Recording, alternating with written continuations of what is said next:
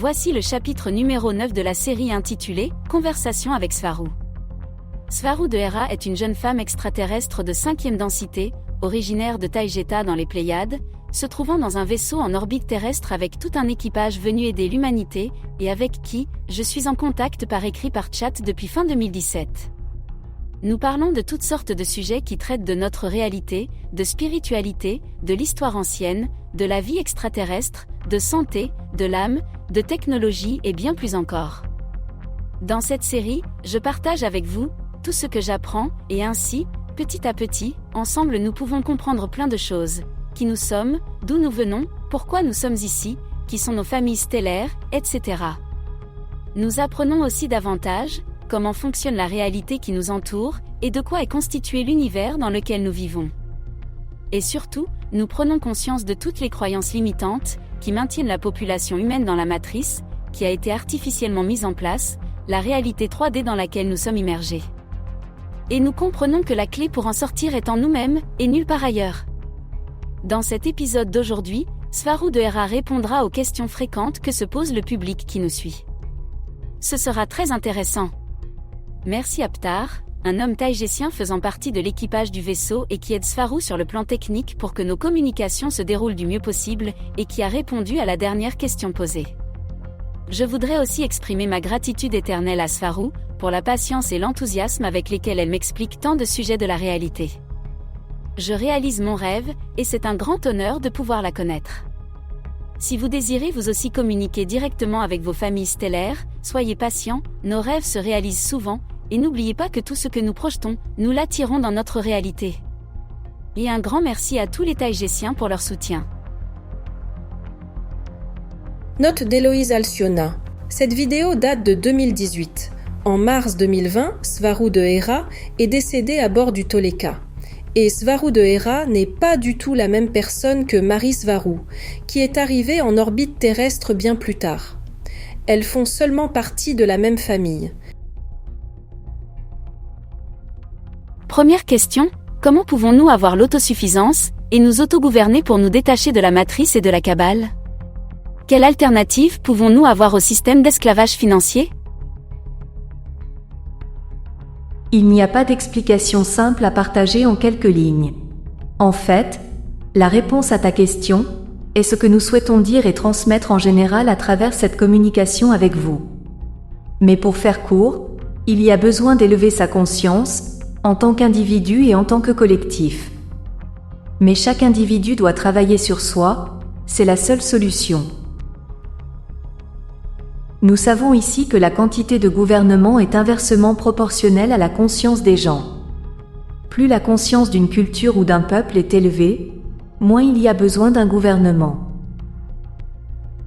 Pour commencer, disons que je veux partager avec toutes les personnes intéressées, avec le plus grand nombre de personnes éveillées possible, le fait que oui, il existe d'autres alternatives à l'argent, qui est la méthode de contrôle et de limitation par excellence des contrôleurs de la Kabbale, et en fin de compte, de la matrice en général.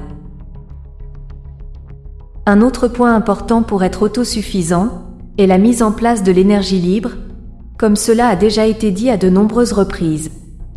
Le problème est que cela ne sert à rien d'introduire plus de technologie sur Terre, si la Kabbale met en place des mécanismes pour supprimer cette technologie.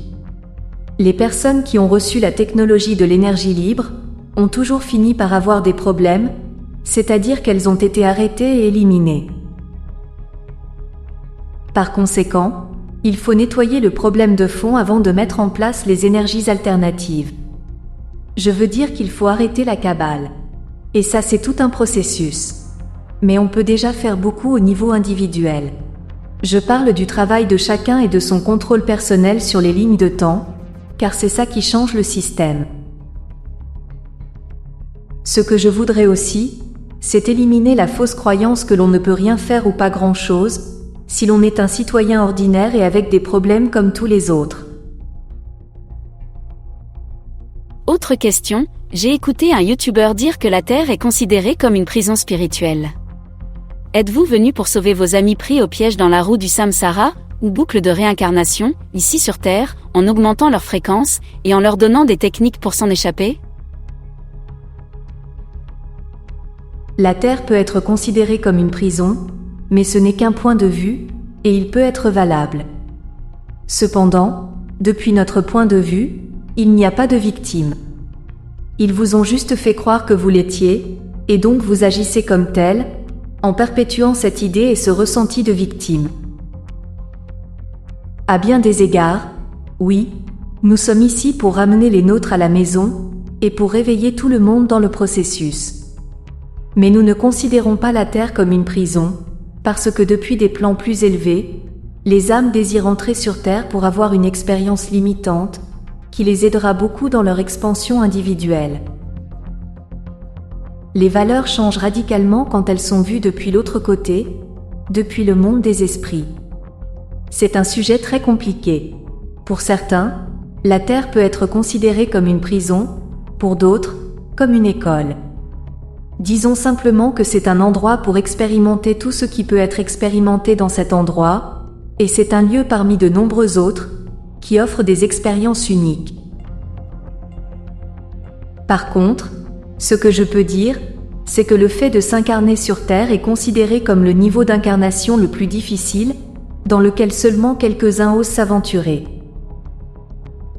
De toute façon, le fait de vivre là-bas n'est qu'un niveau, ou une incarnation rapide, intense et courte comparée à d'autres, mais très enrichissante. Question. On dit sur Internet qu'il existe un groupe politique uni, militaire, positif au niveau mondial, qui neutralise les forces négatives. Est-ce vrai et cela permettra-t-il un dénouement en faveur de l'humanité ? Beaucoup trop de groupes peuvent correspondre à cette description. Mais en général, oui, ces groupes existent et ils sont actifs en ce moment même. Autre question, j'ai une question sur les implants. Comment savoir si on en a, et les retirer sans souffrir ? Le moyen le plus rapide et le plus sûr est de les soumettre à une IEM, ou impulsion électromagnétique, également connue sous le nom de EMP, qui vient de l'anglais « Electromagnetic Pulse ». Cela les grille et les désactive. Les IEM sont efficaces, car elles n'ont pas besoin de beaucoup d'énergie pour griller une puce ou un implant. Cependant, vous devez savoir que les implants ne sont pas tous là pour des agendas négatifs. Beaucoup de starseeds ont des implants pour que leur famille stellaire puisse les suivre attentivement pendant leur vie, leur incarnation sur Terre et leur mission. Le fait d'enlever ces implants positifs peut donc mettre la personne en danger, car même s'ils n'en sont pas conscients, ces starseeds ont littéralement ce que nous pourrions appeler un soutien aérien. Qui met ces implants ? Presque tout le monde en met, depuis les militaires, que l'on appelle MILAB, jusqu'aux gris, aux reptiles, et d'innombrables races extraterrestres. Nous ne les utilisons pas, parce que notre technologie a déjà dépassé le besoin de les utiliser. Et comment savoir si ce sont des implants négatifs, ou de notre famille stellaire ? Sans une technologie comme celle que nous avons ici, il est difficile de savoir quel est le but d'un implant. Mais plus que tout, vous devez suivre votre ressenti. Si vous sentez vraiment que cet implant est négatif, alors il l'est. Il s'agit de suivre votre intuition et votre savoir intérieur. De plus, les implants négatifs auront des effets secondaires nocifs, pouvant aller de simples désagréments dans la zone de l'implant, jusqu'à des problèmes métaboliques. Si c'est le cas, alors l'implant est négatif. À notre connaissance, un implant de suivi, mis par une famille stellaire pour prendre soin de son proche, n'a pas d'effet indésirable. Question suivante. La chercheuse Sol Ahimsa enseigne comment les extraire énergétiquement sans impulsion électromagnétique, car elle affirme que si les plus anciens s'enlèvent de cette façon, les plus récents sont plus subtils, et n'ont donc besoin que d'une action sur le plan énergétique. De plus, elle affirme qu'il existe plusieurs types d'implants placés par différentes entités. Sol Ahimsa fait probablement référence aux implants éthériques, qu'on ne peut effectivement pas désactiver avec une impulsion électromagnétique. Cependant, moi je les mettrais dans une autre catégorie, qui relève plutôt de la manipulation archontique. La bonne nouvelle, c'est que ceux-là, tu peux les retirer tout seul. Mais un implant peut aussi être quelque chose de physique, et pourtant être d'origine éthérique. Et oui, il est vrai que la plupart sont implantés à des fins négatives et de contrôle. La plupart des races positives, pas toutes, utilisent une autre sorte de technologie pour suivre leur starseed, notamment la spectroscopie d'âme. Question, dans la vidéo précédente, tu as dit, quand il y a un milieu avec une énergie potentielle, et qu'elle reçoit l'influence d'une conscience qui a quelque chose à l'esprit, une intention, avec une attention constante, une onde stationnaire se forme. Quelles techniques pouvons-nous employer, en plus de la méditation, pour créer cette onde stationnaire et influencer certains nodes? Comment savoir sur quel node nous devons appliquer notre influence à travers l'onde stationnaire? Je n'y connais rien, aux nodes ni aux ondes stationnaires, ce sont des concepts nouveaux pour moi. Est-il possible d'obtenir les mêmes résultats sans connaître ces concepts? Tu crées tout le temps ces ondes stationnaires, tu fais cela en ce moment même. Toi-même, tu es une onde stationnaire générée par ta conscience. Tu n'as pas besoin de connaître les concepts en profondeur pour les utiliser, car tu le fais déjà naturellement. C'est juste que le fait de connaître ce que tu fais aide ton intention, car de cette façon tu commences, ou tu maîtrises déjà la manière dont fonctionne la matrice. Question, comment savoir si nous vibrons à la fréquence adéquate? Comment savoir quelle fréquence tu as? Plus tu te sens bien en général, si tu te sens heureux, ou si tu te sens heureux par rapport à quelque chose en particulier, alors c'est une fréquence élevée. Si quelque chose te fait peur ou te fait te sentir malade à l'intérieur, très triste ou en colère, alors c'est une fréquence basse. Question, faudrait-il utiliser des symboles, dessins, photos, graphiques, etc., de ce que nous voulons accomplir, pour mieux fixer notre intention et notre attention? Oui, ça fonctionne. Le fait d'utiliser des dessins ou des photos de quelque chose que tu souhaites ou que tu veux réussir, oui, cela t'aide à te concentrer dessus. Mais cela dépend aussi de ta capacité de visualisation, car si elle est grande, alors les images extérieures peuvent être inutiles. Autre question, j'ai beaucoup entendu parler de l'esprit, du mental, mais pas du cœur. Alors que l'on dit pourtant que le cœur a des neurones et une compréhension, ou intuition, encore plus grande que notre mental, qui est logique et cérébrale. J'ai entendu dire que si nous voulons élever notre fréquence par la méditation, nous devrions nous focaliser sur notre chakra du cœur, en plus de notre chakra couronne. Est-ce que c'est vrai? Oui, ce qui se dit à ce sujet est vrai. Dans les vidéos, nous n'avons pas encore abordé le sujet du cœur en lien avec la matrice. En fait, le cœur, avec le corps, est comme l'interface entre ton mental et la réalité que tu appelles extérieure. Le champ de la matrice lit tes intentions à travers ton cœur, et te les façonne selon tes besoins. Le cœur est le générateur électromagnétique le plus puissant du corps humain et son influence affecte beaucoup d'espace autour de lui. Si bien qu'un starseed activé et conscient affecte jusqu'à 18 km, ou plus, autour de lui, juste avec son aura. Mais tu dois être un starseed activé et conscient, sinon tu n'affectes pas ce qui t'entoure, non? Toutes les consciences affectent ce qui les entoure, tant qu'elles sont de vraies personnes avec une âme. L'amplitude de cette influence va seulement dépendre du niveau de conscience, d'énergie et d'intention personnelle. En quoi consiste cette influence?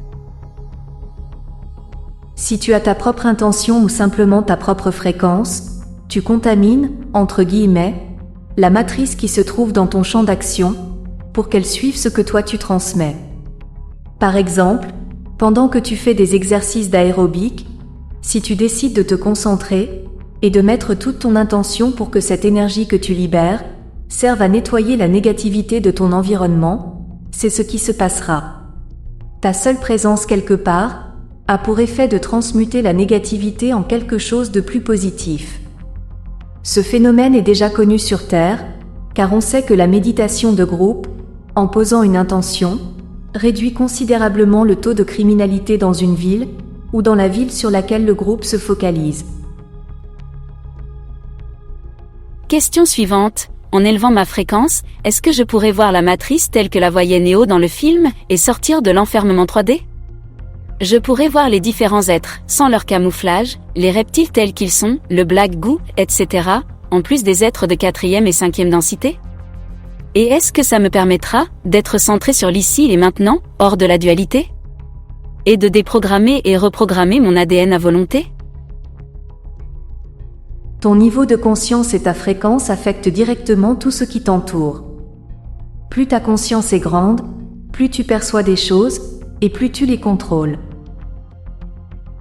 Et cela active également ton ADN, qui est conçu pour copier et manifester ta conscience. Ton ADN étant comme un moyen de contrôle de ta conscience sur ton corps. Car l'ADN copie ta conscience, et ce qu'elle dicte. Tu as dit que les âmes viennent ici de leur propre volonté, sachant qu'ici elles joueraient le jeu, sans savoir qui elles sont, opérant sans avoir accès à leurs pouvoirs mentaux créateurs.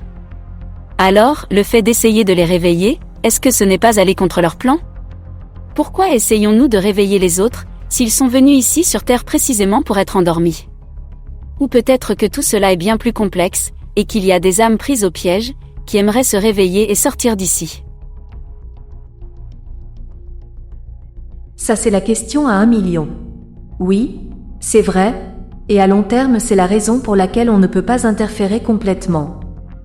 Nous ne pouvons pas supprimer cette cour de récréation pour les âmes qu'est la Terre, car c'est le seul endroit dans la galaxie où il est possible d'expérimenter tout cela.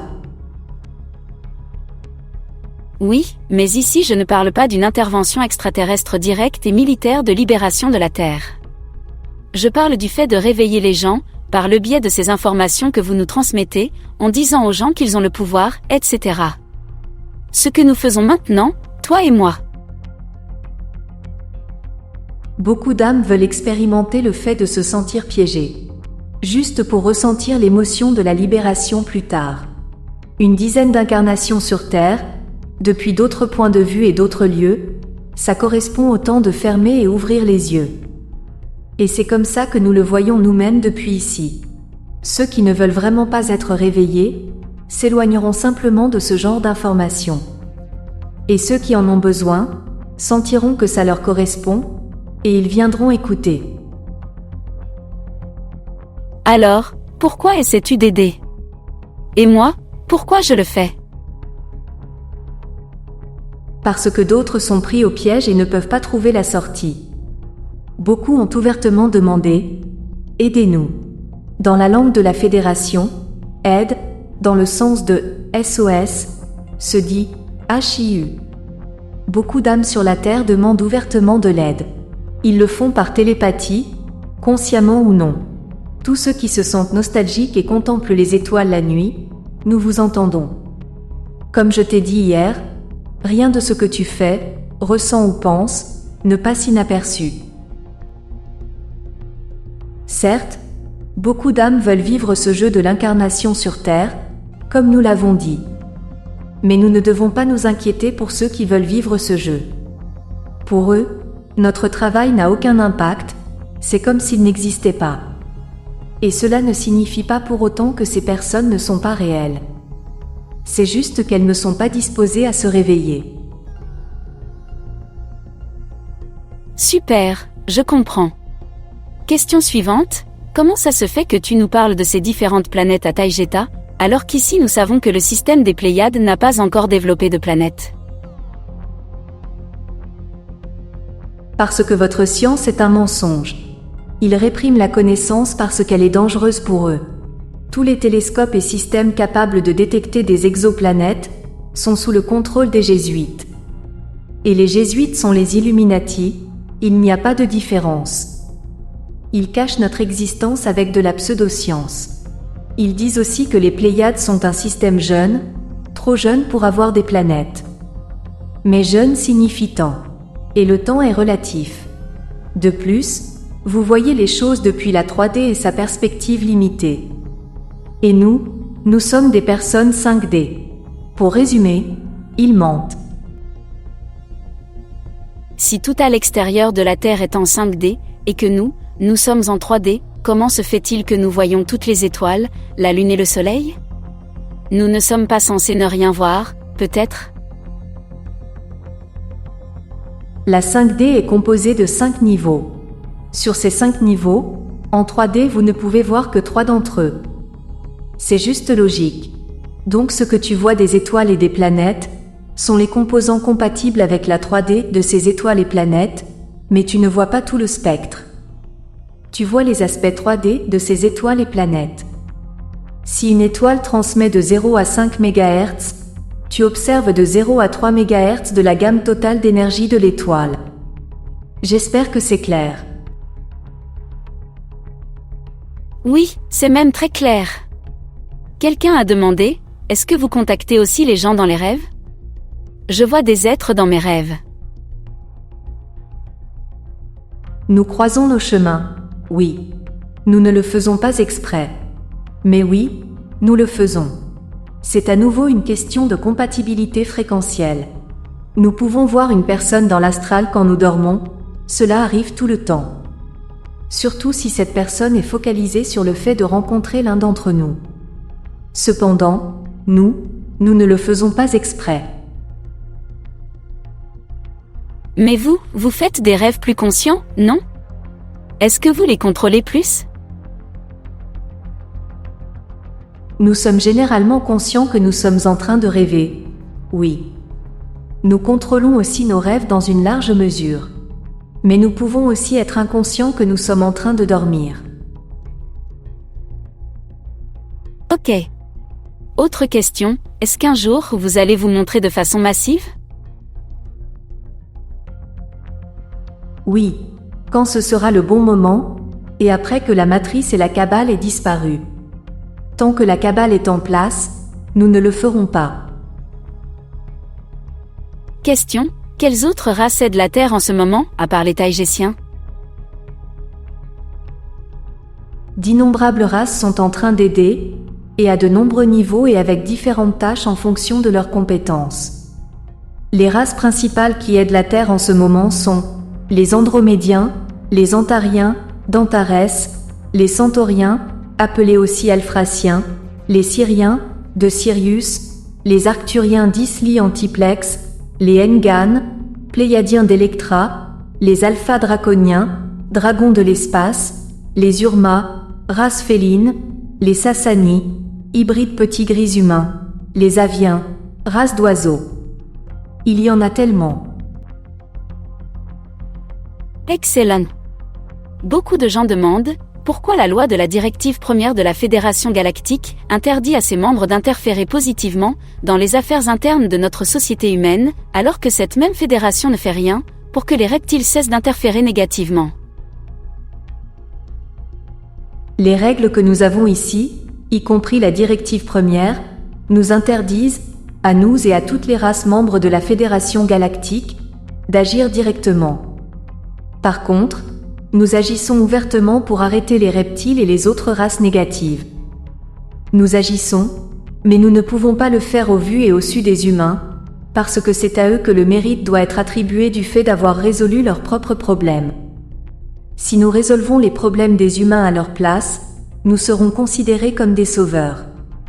Or, nous ne voulons pas cela. Donc nous aidons là où il y a besoin, et nous arrêtons les reptiles. Mais maintenant c'est à votre tour de stopper toute la négativité, en travaillant sur vous-même, et sur vos schémas de pensée qui vous maintiennent dans un environnement négatif. Et d'ailleurs, nous vous aidons aussi à ce niveau, et c'est la raison pour laquelle nous communiquons avec vous en ce moment. Le contact ouvert se fera-t-il par l'intermédiaire des gouvernements? De quelle manière est-il prévu? Pas à travers les gouvernements. Les gouvernements seront déjà partis. Du moins ceux que vous connaissez. Car ces gouvernements ne révéleront jamais la présence réelle d'extraterrestres. L'idée qu'ils le feront un jour est trompeuse.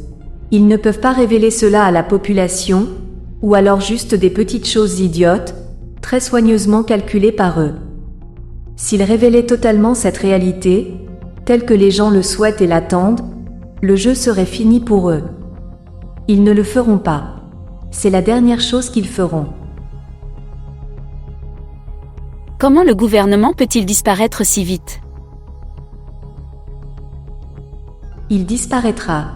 Mais un nouveau système devra être implanté à sa place, parce que la plupart des gens ne seront tout simplement pas encore prêts pour vivre dans une société totalement holographique ou holistique. Mais on continue néanmoins d'envisager cette dernière possibilité. Tout dépendra de ce qui se passera ensuite. Si un nouveau système monétaire est mis en place, il sera temporaire, et seulement là le temps que le modèle holistique complet soit installé par des extraterrestres qui auront un rôle de mentor. Les Humides sont déjà en train de développer pour la Terre ce système très nouveau. Si tu dis que les banques vont disparaître, quelqu'un demande, qu'arrivera-t-il si j'ai de l'argent à la banque?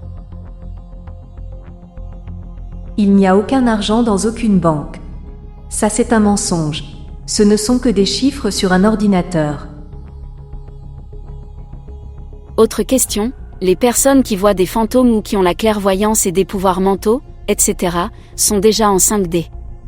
Elles vivent ou perçoivent la 5D.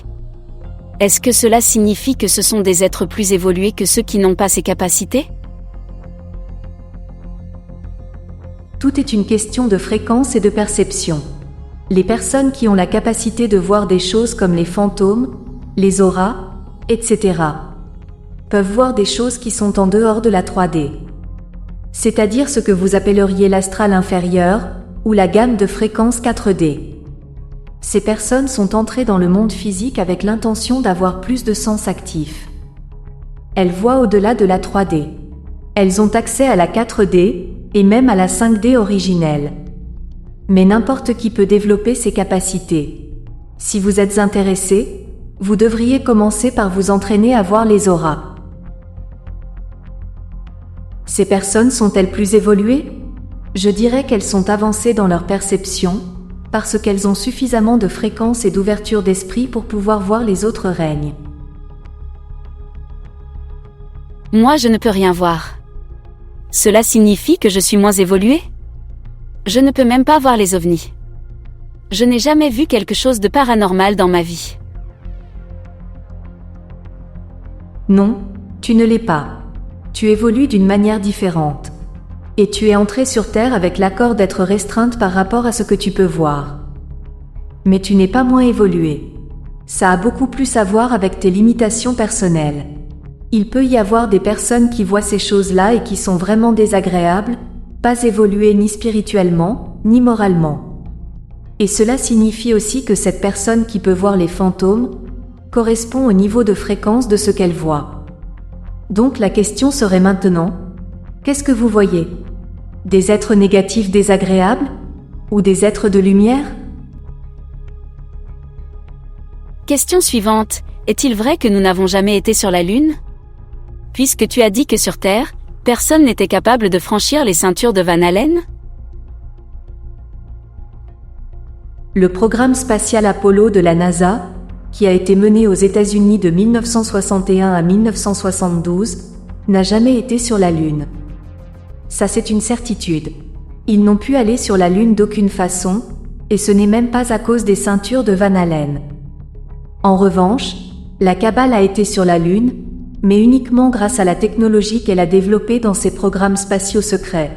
Mais je peux fournir les preuves mathématiques, techniques, mécaniques et technologiques, qu'il est impossible d'aller sur la Lune en utilisant la technologie qui était officiellement censée être utilisée dans les années 60 et 70. Ça ne s'est tout simplement pas passé. C'était du cinéma.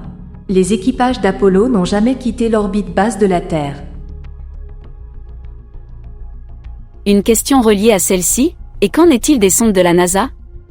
Tels que les véhicules télécommandés Curiosity Rover, envoyés sur Mars, etc. Ils vous mentent. Les Mars Rover, etc., sont tous sur Terre. En réalité, sur les images que vous voyez, ils les font se déplacer sur un site d'essai de la NASA, qui est une île au Canada appelée Devon Island, au nord du Canada. Les images viennent de la Terre. Et elles sont données aux gens pour cacher d'autres choses qu'ils font et des missions réelles. Le gouvernement, la Kabbale, ne peut pas donner de vraies images de Mars, parce qu'en réalité cette planète est remplie de plantes vivantes, de créatures et de civilisations. La plupart des sondes de la NASA et de ses vaisseaux spatiaux sans pilote, comme Voyager, Cassini, sont réels, mais il n'y a pas d'équipage à l'intérieur, et les véritables données qu'ils transmettent n'ont jamais été dévoilées au peuple, qui n'a accès qu'aux données très filtrées que la cabale veut que les gens sachent. Question: est-ce que l'énergie lunaire est négative et ne doit être utilisée pour rien du tout? Et comment fonctionnent exactement les saisons, les marées, etc.? Sont-elles contrôlées par la Lune? Les saisons et la marée sont contrôlées par la Lune, et c'est la matrice qui transmet. Sur Terre, tout est la matrice. La Lune contrôle tout. Nous ne recommandons surtout pas d'utiliser la lumière de la Lune, l'énergie lunaire, pour nettoyer les cristaux, les améthystes, les pendules en pierre et autres choses ésotériques. La matrice est à son niveau le plus élevé chaque fois qu'il y a une pleine lune, et à son point le plus bas quand c'est la nouvelle lune. La caractéristique des cristaux étant d'absorber les fréquences, lorsque vous les mettez sous la pleine lune, vous ne faites qu'enfermer la fréquence restreinte de la matrice dans vos pierres, cristaux et améthystes. Ce que nous recommandons, c'est de les nettoyer avec de l'eau courante, ou de les mettre dans la terre. Et si on les met au soleil? La lumière du soleil est très bonne pour eux, car elle les nettoie et leur donne une charge d'énergie positive, avec les nouvelles fréquences que le soleil transmet. Mais attention à la lumière du soleil trop forte, qui peut décolorer, estomper la couleur de beaucoup de cristaux, améthystes et pierres. Question suivante: si depuis notre 3D, nous pouvons voir ce qu'il se passe dans le ciel, pourquoi ne pouvons-nous pas voir aussi les vaisseaux 5D, qui sont en orbite? Si, vous le pouvez. Ils ne se cachent pas. Si vous avez un télescope assez grand, vous pouvez voir les vaisseaux en orbite et je fais référence à un petit télescope commercial civil. Après, plus il est grand, mieux c'est. Ah oui? Comment les voit-on le mieux? La nuit seulement, ou le jour aussi? Les deux, mais principalement la nuit. Souvent un vaisseau peut être confondu avec Vénus ou Jupiter. Cette confusion se produit généralement la nuit. Il y a aussi de nombreux petits vaisseaux qui volent dans l'atmosphère, et qui peuvent facilement être confondus avec des avions fabriqués par des humains. Ok. La question suivante concerne la disparition de l'argent. On vient de me la poser maintenant. Les entreprises où nous travaillons, vont-elles disparaître aussi? Il n'y a pas de réponse simple à cela. La majorité des entreprises, oui. Mais ça dépend de l'entreprise. Beaucoup d'entre elles seront encore nécessaires, comme celles qui distribuent de la nourriture et des biens aux gens. Mais sinon, oui, la plupart disparaîtront. Question suivante: tu as dit que notre planète est réelle avec des incrustations d'hologrammes. Donc que tout ce qui est végétal et la croûte terrestre sont naturels, et que les bâtiments sont des hologrammes. Or, il s'avère que les bâtiments sont faits de pierre, d'argile, de sable, etc., ainsi que de matériaux végétaux, comme pour les portes, les fenêtres, etc. Sans parler des maisons faites entièrement en bois. Autrement dit, les bâtiments faits de bois et de pierre disparaîtront-ils aussi? Encore une fois, il n'y a pas de réponse facile. Chaque bâtiment est différent. Mais j'insiste sur le fait que la plupart des bâtiments structurés en acier disparaîtront. Mais rappelez-vous une chose. Ce sont les gens qui manifestent la réalité sur Terre, donc il ne s'agit pas de choisir quel bâtiment disparaîtra et lequel ne disparaîtra pas. Tout dépendra de ce que les gens veulent, indépendamment du matériel à partir duquel chaque bâtiment aura été construit. Ceux qui disparaîtront, ce sera parce que plus personne ne se concentrera sur eux, comme toute chose qui ne reçoit pas l'attention, des personnes réelles avec une âme, car ce sont elles qui manifestent les choses. Si la Terre était aussi en 5D, avant que la Lune soit mise en place, et qu'en 5D il n'y a pas de dualité, pourquoi il y avait des guerres intergalactiques, une mise en quarantaine de la Terre, des reptiles négatifs, et beaucoup de problèmes avec eux, au point de devoir les enfermer en 3D, sur la Terre? Parce qu'en 5D il y a toujours de la dualité. Je suis en 5D et nous avons le blanc et le noir, l'homme et la femme, etc. Je pense que c'est la confusion que les gens font tout le temps. Ils pensent qu'il n'y a plus de dualité en 5D. Cependant, il me semble qu'en 5D, vous voyez la dualité plus comme une partie du grand tout, non? Oui, et dans les règnes supérieurs au-delà de la 5D, il n'y a plus aucune dualité, car chaque individu, si on peut encore les appeler des individus, a effectivement tout fusionné dans sa perception. Et en 5D, nous englobons mieux la dualité, nous fusionnons des concepts et bien plus encore. Autrement dit, nous sommes en voie de transcender la dualité. Mais toi aussi, tu peux faire la même chose dans ton esprit, depuis la 3D.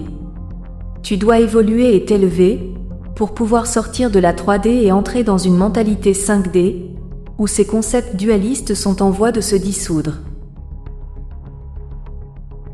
Question: pour modifier un endroit, il faut méditer, ou bien la pensée positive est suffisante? La méditation améliore toutes tes capacités mentales, physiques et intellectuelles. Elle améliore tout ce que tu es. Mais avec ta concentration et tes croyances, c'est suffisant. Je veux dire que les gens manifestent leur réalité tout le temps sans avoir besoin de méditation, sans se rendre compte qu'ils le font.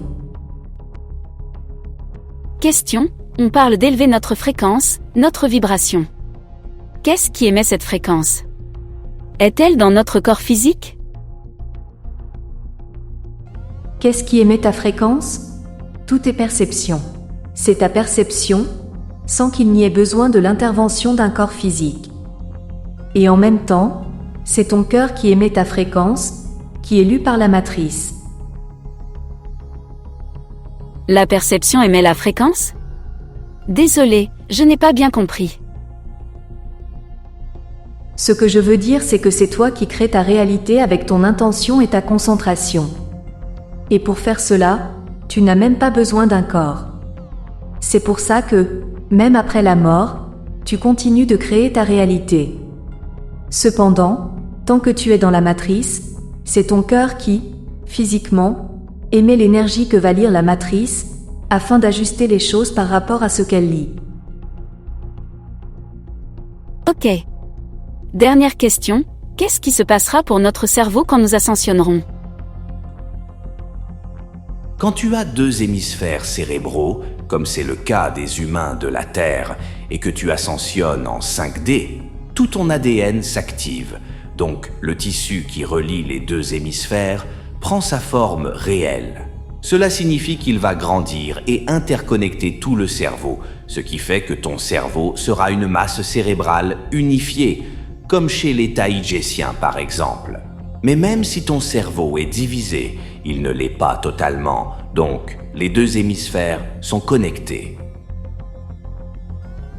Le cerveau permet seulement de ramener dans la réalité matérielle ce que tu es, mais il ne représente pas qui tu es réellement, au-delà de ce corps.